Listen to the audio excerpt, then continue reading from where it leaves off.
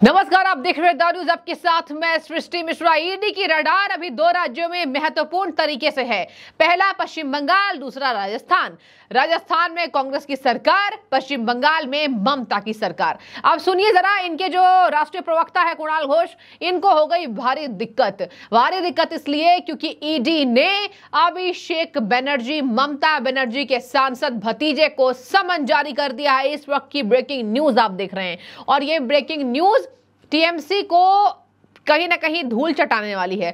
धूल चटाने वाली मैं इसलिए कह रही हूं क्योंकि देखिए, टीएमसी के दिग्गज नेता ऐसे शिक्षक भर्ती घोटाला करेंगे तो भाई ईडी तो नहीं झेलेंगे। अब ईडी के अधिकारी इसको झेलने के लिए तैयार नहीं है, बल्कि केस को झेलने के लिए तैयार है।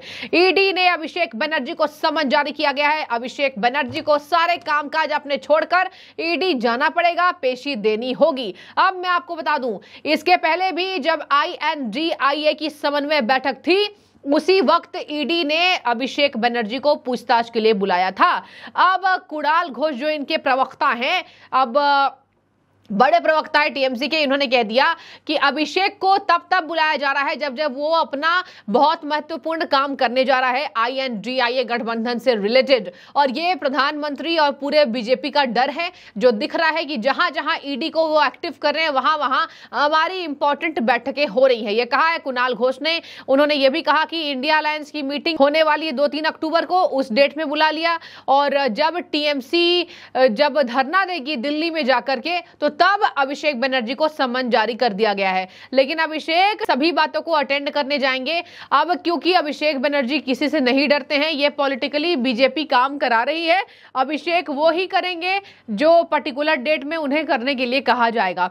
तो ये कह रहे हैं कि Abhishek will do whatever is to be done on a particular date. अब मैं आपको बता दूं कि इस तरीके से यहाँ पर लगातार पश्चिम बंगाल सरकार घिर रही है। दर्शकों, आपको पता होगा बहुत पहले से शिक्षक भर्ती घोटाला में इनके भतीजे घिरे हैं, अभिषेक बनर्जी जिनका नाम है। अब आज सुबह अभिषेक बनर्जी गुरुवार को एक्स पोस्ट के जरिए इन्होंने बताया, देखिए क्या निशाना साधा। अभिषेक बनर्जी को ऐसा लग रहा है कि देखिए, एक तो ये युवा सांसद हैं और इनको लग रहा है कि पीएम मोदी जो देश को चला रहे हैं, इतने पुराने नेता रहे हैं, मुख्यमंत्री रहे गुजरात के, वो अब डरेंगे। सुनिए जरा, अभिषेक लिखते हैं अपने एक्स पोस्ट पर, जो कि वर्तमान में एक्स पोस्ट है, पूर्व में ट्विटर हुआ करता था। इस महीने की शुरुआत में ईडी ने मुझे दिल्ली में इंडिया गठबंधन एक महत्वपूर्ण समन्वय बैठक के दिन बुलाया था। मैं कर्तव्य निभाते हुए उपस्थित हुआ था और दिए गए समन का पालन किया। बनर्जी ने एक और पोस्ट किया और लिखा, अब आज एक बार फिर उन्होंने मुझे उस दिन पेश होने के लिए एक और समन भेजा है जब पश्चिम बंगाल के सही बकाए के लिए 3 अक्टूबर को दिल्ली में विरोध प्रदर्शन करना है। ये साफ रहस्य उद्घाटन स्पष्ट रूप से उन लोगों को उजागर करता है जो वास्तव में चिंतित हैं, परेशान हैं और डरे हुए हैं। तो मैंने आपको बताया कि ये पूरा जो गठबंधन है, आपने देखा होगा, आज ही बात कर ले राजस्थान की या फिर आज बात कर ले दिल्ली के मुख्यमंत्री की, जहां जहां ईडी सीबीआई है वहां वहां राजनेताओं को लग रहा है कि प्रधानमंत्री तो डर गए हैं। देखिए, प्रधानमंत्री को और भी काम है, देश से जुड़े मुद्दे को सुलझाना है, देश को आगे बढ़ाना है। तो ईडी सीबीआई पर तो प्रधानमंत्री मॉनिटरिंग नहीं कर रहे होंगे कि मॉनिटरिंग करके ये कहेंगे कि आप जहां जहां विपक्ष के नेता हो भैया वहां वहां जाल बिछा दो और पकड़ो। ऐसा नहीं हो रहा है, लेकिन विपक्ष के नेता यही दिखाने की जनता को कोशिश कर रहे हैं ताकि जनता को ये लगे कि मोदी जी डर गए हैं और लोकसभा चुनाव हारने वाली है बीजेपी, तो कैसे भी करके जाल फेंक के मोदी जी सबको फंसाना चाह रहे हैं और ताकि जाल में फंस जाएं और बीजेपी की एक बार फिर से यहां पर जीत हो। देखिए, जनता इतनी भी बेवकूफ नहीं है, जनता सब देखती है। जनता वैसे भी मुद्दों पर वोट देगी। अलग अलग राज्यों में विधानसभा चुनाव मुद्दों पर होगी, लोकसभा चुनाव देश के लिए होगा। अब ऐसे में आपको बता दें कि यहां पर जो चुनाव होने वाले हैं उस पर जनता ने अपना मन बना लिया होगा। किसी भी नेता के बरगलाने से जनता नहीं यहां बहलेगी। जनता पहले से पढ़ी लिखी है और समझदार है। वैसे भी गांव के भी लोगों के अंदर देखा जाता है कि वोट देने की समझदारी होती है। ऐसा नहीं है कि गांव के लोग आपने कुछ फ्री दे दिया तो वोट दे दिया, अब वो जमाना गया, वो पहले होता था ऐसा। खैर, अब देखिए, इसी मुताबिक प्रधानमंत्री को अलग अलग राज्यों में देखिए यहाँ पर विपक्ष के नेता घेरने की कोशिश कर रहे हैं। सीधे अटैक पीएम पे कर रहे हैं, ना सीबीआई पर कर रहे हैं, ना ईडी पे। तो इन लोगों को क्या लगता है, एकमात्र जरिया है पीएम मोदी। पीएम मोदी को जितनी मर्जी गाली दे दो तो जनता खुश हो जाएगी। ऐसा नहीं है। देखिए, पीएम मोदी को जो लगातार जाल में फंसाने की विपक्ष के नेता कर रहे हैं कि पीएम मोदी INDIA गठबंधन से डर गए हैं, ऐसा कतई नहीं होने वाला है। देखिए, पहले मैं आपको बता दूं, अगर हम सूत्रों पर जाएं तो पलड़ा भारी यहां पर एनडीए का है। एनडीए को हर राज्य में विपक्षी गठबंधन के कहीं ना कहीं अलग अलग दलों से सहमति मिल गई है। आपको बता दूं, थोड़ा एग्जांपल ले लूंगी, पंजाब का अकाली दल साथ है, महाराष्ट्र का जेडीएस साथ है और यहाँ पर बिहार का लोजपा साथ है।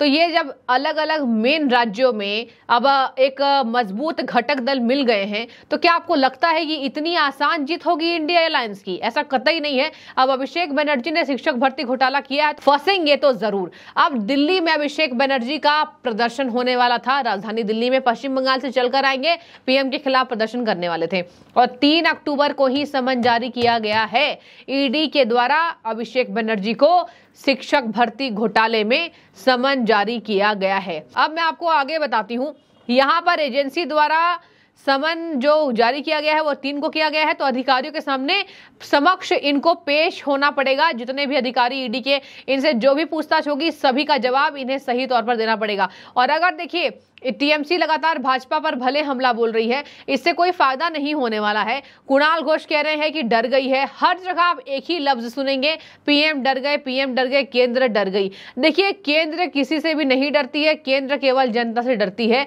और जनता के मुद्दों को बातचीत करती है, उन्हीं को सुलझाती है। अब मैं आपको बता दूं, ये जो कुणाल घोष है ये कह रहे हैं कि भाजपा सरकारी एजेंसियों का दुरुपयोग कर रही है, जो कि पूरे 2023 में आपने हर राज्य में सुना होगा, भाजपा दुरुपयोग कर रही है, भाजपा दुरुपयोग कर रही है। तो सरकारी एजेंसियां भाजपा के इशारों पर नहीं चलती हैं।